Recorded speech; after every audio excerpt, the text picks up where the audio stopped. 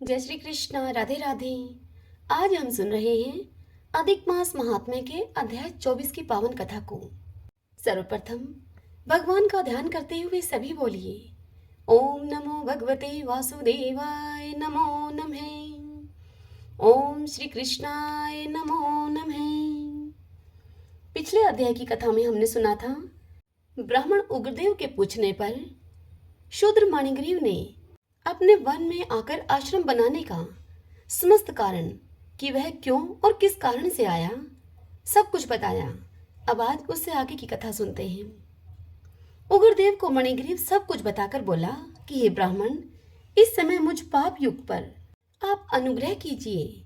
मेरे किसी पूर्व जन्म के पुण्य से ही आप इस गहन वन में आए हैं। आप उपदेश रूप पदार्थ से हमको कृतार्थ करिए, जिससे कि मेरा यह तीव्र दारिद्र्य क्षण भर में नष्ट हो जाए और अतुल वैभव को प्राप्त होकर मैं स्वेच्छा से विचरूं। यह सुनकर उग्रदेव जी बोले कि हे महाभाग, तुम कृतार्थ हुए, जो कि तुमने मेरा आतिथ्य सत्कार किया है। इसी से तेरा कल्याण होगा। बिना व्रत किए, बिना तीर्थ किए, बिना किसी दान को दिए, बिना परिश्रम के ही तेरा दारिद्र्य नष्ट हो जाएगा। ऐसा मैंने निश्चय किया है। इस मास के आगे तीसरा पुरुषोत्तम मास है, इसीलिए तुम दोनों स्त्री और पुरुष यत्न करके श्री पुरुषोत्तम भगवान की प्रसन्नता के लिए दीपदान करना, जिससे कि तुम्हारा यह तीव्र दारिद्र्य मूल के सहित नष्ट हो जाएगा। तिलों के तेल से दीपदान करना तथा ऐश्वर्य हो तो घी से करना। इस समय वन में बसते हुए तेरे लिए कोई दूसरा उपाय नहीं है। राजा को इतनी बात बताकर अगस्त्य जी आगे कहते हैं कि हे राजन, इस प्रकार कहकर श्रेष्ठ ब्राह्मण दोनों हाथों में मुरली को लिए हुए श्री कृष्ण भगवान को स्मरण करता हुआ प्रयाग की तरफ चल दिया। तदंतर जब 2 महीने व्यतीत हो गए और पुरुषोत्तम मास आया, तब गुरु भक्ति में तत्पर होकर दोनों स्त्री और पुरुष उस मार्ग में दीपक को जलाने लगे। आलस्य रहित वे दोनों ऐश्वर्य के लिए इंगूदी के तेल से दीपक जलाने लगे। इंगूदी का तेल तिल के तेल को कहते हैं। और इसी तरह से सारा पुरुषोत्तम मास उन्होंने व्यतीत किया। उग्रदेव की कृपा से अंतःकरण को शुद्ध करके अंत में मरण को प्राप्त होकर वे स्वर्ग को गए और वहां के सब भोगों को भोग कर उग्रदेव की कृपा से वे दोनों श्रेष्ठ जन्म को प्राप्त हुए। हे राजन, तुम अपने पूर्व जन्म में मृगहंसा में तत्पर थे। इस जन्म में वीरबाहु के पुत्र चित्रबाहु के नाम से विख्यात हुए हो। इस समय तेरे आधे अंग को हरने वाली तेरी जो स्त्री है, वह पति के पुण्य का आधा भाग लेती है। इंगूदी के तेल से पुरुषोत्तम मास में दीपदान करने से तेरा एकंटक राज्य है। जो मनुष्य घी से अथवा तिलों के तेल से अखंड दीपक जलाया करे, तो फिर तो कहना ही क्या है। पुरुषोत्तम मास में दीपक का ऐसा ही फल है, इसमें संशय नहीं है। उपवास से पुरुषोत्तम मास का व्रत करे तो फिर कहना ही क्या है। वाल्मीकि जी बोले कि हे राजन, इस प्रकार अगस्त्य जी राजा चित्रबाहु के पूर्व जन्म की कथा कहकर सत्कार को प्राप्त होकर नाश रहित आशीर्वाद देकर वहां से चले गए। हरि ओम तत्सत। श्रीमन्नारायणे नारायणे हरि हरि, भजमन नारायणे नारायण हरि हरि। सभी बोलिए विष्णु भगवान की जय। आइए भगतजनों, अब हम पुरुषोत्तम क्षेत्र के महात्म्य की कथा को सुनते हैं।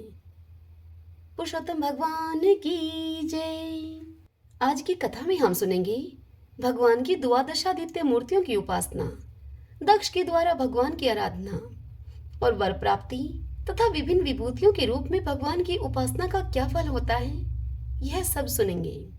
जैमिनी जी इस महात्म्य की कथा को सुनाते हुए ब्राह्मणों से कहते हैं कि हे ब्राह्मणों, अनादिदेव भगवान विष्णु की जो 12 मूर्तियां हैं, उनका प्रतिमास पूजन करें। उनमें से एक एक मूर्ति की एक एक मास में प्रतिदिन पूजा करते हुए 12 महीनों में 12 मूर्तियों की पूजा संपन्न होती है। कर्मशः 12 पुष्पों और 12 फलों से पूजन करना चाहिए। अशोक, मल्लिका, पाटल, कदम्ब, कनेर, चमेली, मालती, शतदल कमल, नीलकमल, वासंती, कुंद और पुनाग, इन पुष्पों को भगवान की प्रसन्नता के लिए कर्मशः एक एक मास में अर्पण करना चाहिए। अनार, नारियल, आम, कटहल, खजूर, ताल, प्राचीन आंवला, श्रीफल, नारंगी, सुपारी, करोंदा और जायफल, इन 12 फलों को भी कर्मशः एक एक मास में देना चाहिए। भक्ष्य, भोज्य, चौष्य, लेह और मधुर भोजन तथा आसन आदि उपचार समर्पित करके जगत गुरु भगवान की स्तुति करें। कहें कि हे सर्वव्यापी, हे जगन्नाथ, आप भूत, वर्तमान और भविष्य तीनों कालों के स्वामी हैं। हे कमल नयन विष्णु, आप संसार सागर से मेरी रक्षा कीजिए। हे मधुसूदन, आपने पूर्व काल में अत्यंत भयंकर तथा अवलंबन रहित एक कारणों के जल में संपूर्ण विश्व की रक्षा के लिए मधु नामक दैत्य का वध किया था। इस समय आप मेरी रक्षा कीजिए। हे त्रिविक्रम, जिन्होंने 3 पग चलकर तीनों लोगों को नाप लिया और दैत्यों की विशाल सेना का वध करके त्रिभुवन की रक्षा की, उन आपके लिए नमस्कार है। जिन्होंने ऋग्वेद, यजुर्वेद और सामवेद का ज्ञान अपने भीतर लिए हुए वामन रूप धारण करके अद्भुत रूप से सबको मोहित कर लिया, उन मायावी भगवान विष्णु को नमस्कार है। जो भक्तों के लिए ही अपने हृदय में लक्ष्मी जी को धारण करते हैं और उन्हें संपत्ति देते हैं, उन भगवान श्रीधर को नमस्कार है। हे हर्षिकेश, आप समस्त इंद्रियों के अधिष्ठाता, सबके स्वामी और सदा भक्तों के सुख के एकमात्र हेतु हैं। आपको नमस्कार है। हे पद्मनाभ, आपके नाभि कमल से यह चराचर जगत उत्पन्न हुआ है। वह कमल ही विधाता का आसन है। आपको नमस्कार है। जिनके तीनों गुणों से यह चराचर जगत बंधा हुआ है, उन्हीं को गोपी ने अपने दाम अर्थात रस्सी से बांध लिया है। इसीलिए दामोदर नाम धारण करने वाले हे प्रभु, आपको नमस्कार है। जो जगत के आदि कारण हैं और जिन्होंने ब्रह्मा जी के रूप में संपूर्ण भूतों की सृष्टि की, उन अचिंत्य महिमा वाले आप सर्वव्यापी नारायण को नमस्कार है। हे गोविंद, आप ज्ञानियों के लिए ज्ञान गम्य हैं और अशरण को शरण देने वाले हैं। आपके प्रसाद से ही मेरा यह व्रत संपूर्ण हो। इस प्रकार प्रतिमास पूजा के अंत में इन स्तुतियों के द्वारा अतिशय भक्ति के साथ हाथ जोड़कर भगवान जनार्दन की प्रार्थना करनी चाहिए। हे ब्राह्मणों, प्राचीन काल में प्रजापति दक्ष ने मनुष्यों को आध्यात्मिक आदि पापों से अत्यंत कलेश उठाते देखकर वैशाख माह के शुक्ल पक्ष में तृतीया को जगन्नाथ जी के अंग में चंदन का लेपन करके प्रसन्नता पूर्वक इस प्रकार से सत्वन किया था। सत्वन करते हुए उन्होंने कहा, हे देव देव जगन्नाथ, आप सहज आनंद से परिपूर्ण एवं निर्मल हैं। हे परमेश्वर, संसार सागर में डूबे हुए हम दुखियों का आप उद्धार कीजिए। ये मनुष्य नाना प्रकार के संतापों से संतप्त हो रहे हैं। हे कृष्ण मेघ, मुझ पर कृपा करने की बुद्धि से अपनी शुभ दृष्टिमयी सुधा धारा से इन सबको तृप्त कीजिए। हे जगदीश्वर, कलयुग के पाप से मोहित हुए मनुष्यों का उद्धार करने के लिए ही इस नीलाचल गुफा में आपका यह अवतार हुआ है। जय श्री कृष्ण, जय ईशान, जय अक्षर, जय अविनाशी परमेश्वर। आप प्रसन्न होइए और इन दीन, मूढ़ एवं अज्ञानी मनुष्यों पर आप कृपा कीजिए। इस प्रकार से स्तुति करके, हे ईश्वर, प्रसन्न होइए, प्रसन्न होइए, प्रसन्न होइए, ऐसा कहते हुए दक्ष प्रजापति ने जगन्नाथ जी के चरणारविंदों में दंडवत प्रणाम किया। तो भगवान ने स्पष्ट वाणी में प्रजापति से कहा, हे वत्स, उठो, मैंने तुम्हें दुर्लभ वर प्रदान किया। तुम्हारी जो अभिलाषा है वह मेरे प्रसाद से निसंदेह पूर्ण होगी। यह तो तुम जानते ही हो कि अल्प पुण्य वाले प्राणियों को मेरा अनुग्रह दुर्लभ है, परंतु मेरे उत्सव से मुझे संतुष्ट करके तुमने मेरी प्रार्थना की है, इसीलिए मैं तुम्हें यह वरदान देता हूँ। जो मनुष्य भक्ति पूर्वक अक्षय तृतीया को इस अक्षय यात्रा का दर्शन करते हैं, वे उस समय मन में जो इच्छा करते हैं उसी को वे प्राप्त कर लेते हैं। जैसे चंदन का लेप ताप को हर लेता है, वैसे ही मेरा यह उत्सव तीनों तापों का विनाश करने वाला है। मैंने तुम्हारी बुद्धि को प्रेरित किया है, इसीलिए तुमने इस उत्सव को संपन्न किया है। मैंने दीनों का उद्धार करने के लिए मन ही मन यह संकल्प किया था उसी के अनुसार तुम इस कार्य में प्रवृत्त हुए हो। हे प्रजापति, तुमने जो अभिलाषा की है वह सब मैं पूर्ण करूंगा। ये गुंडीचा आदि 12 महायात्राएं पवित्र करने वाली मानी गई हैं। इनमें से एक एक यात्रा मुक्ति देने वाली है और सब यात्राएं तो धर्म, अर्थ, काम और मोक्ष चारों पुरुषार्थों को प्राप्त कराने वाली हैं।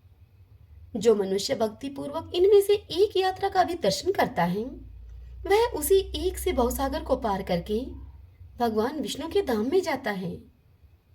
प्रजापति दक्ष से ऐसा कहकर भगवान विष्णु अंतर्ध्यान हो गए। तब श्रद्धालु दक्ष प्रजापति ने भगवान की आज्ञा से 1 वर्ष तक नीलाचल पर निवास करके वहां के सब बड़े बड़े उत्सवों का दर्शन किया। जो अल्प बुद्धि वाले मनुष्य हैं उनमें भी भगवत विश्वास बढ़ाने के लिए ये यात्राएं बताई गई हैं। जिस किसी प्रकार भी जगन्नाथ जी का दर्शन करने पर वे निश्चय ही मोक्ष प्रदान करते हैं। इस संसार में जो समस्त चराचर विभूतियां हैं वे सब भगवान विष्णु की ही हैं। विभूति और उसके दाता वे एक ही परमेश्वर हैं। जो मनुष्य जिस भाव से भगवान की सेवा करता है वह वैसा ही हो जाता है। भगवान की इतनी ही महिमा है, इस प्रकार उसका माप नहीं किया जा सकता। जो जिस भाव से भगवान की उपासना करता है उसे वैसा ही फल प्राप्त होता है। धर्म, अर्थ, काम और मोक्ष इन चारों पुरुषार्थों की प्राप्ति के लिए एक ही मार्ग है, दारू ब्रह्मा जगन्नाथ जी की उपासना करना। धर्म के स्वरूप का यथार्थ निश्चय करने में कोई भी समर्थ नहीं है। भगवान विष्णु ही धर्म है। ये जनार्दन ही धर्म और जगत दोनों के स्वामी हैं। वे ही चतुर्विध पुरुषार्थ स्वरूप हैं। उनमें जिसकी भक्ति स्थिर हो गई है वह संपूर्ण कामनाओं से तृप्त होकर न कभी शोक करता है और न ही कोई आकांक्षा करता है। इंद्र रूप से उपासना किए जाने पर वे ही भगवान विष्णु त्रिलोकी का ऐश्वर्य प्रदान करते हैं। ब्रह्मा जी के रूप में ध्यान किए जाने पर वे वंश की वृद्धि करते हैं।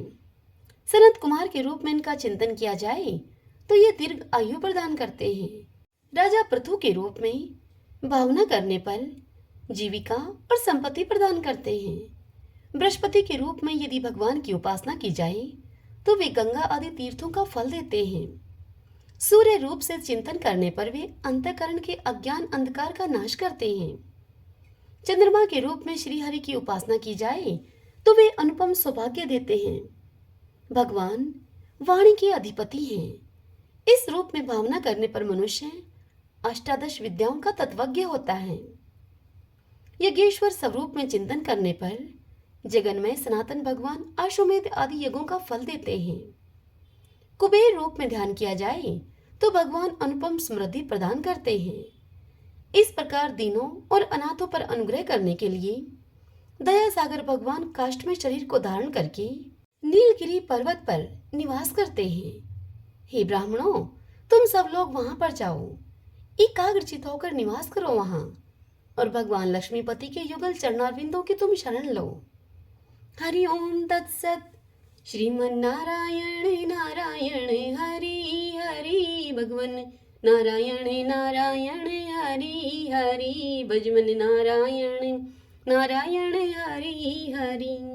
श्री कृष्ण गोविंद हरे मुरारी हे नाथ नारायण वासुदेवा। श्री कृष्ण गोविंद हरे मुरारी हे नाथ नारायण वासुदेवा। श्री कृष्ण गोविंद हरे मुरारी हे नाथ नारायण वासुदेवा। सभी बोलिए विष्णु भगवान की जय, श्री कृष्ण भगवान की जय। आशा करती हूँ आज की ये कथा आपको पसंद आई होगी। हरे कृष्ण।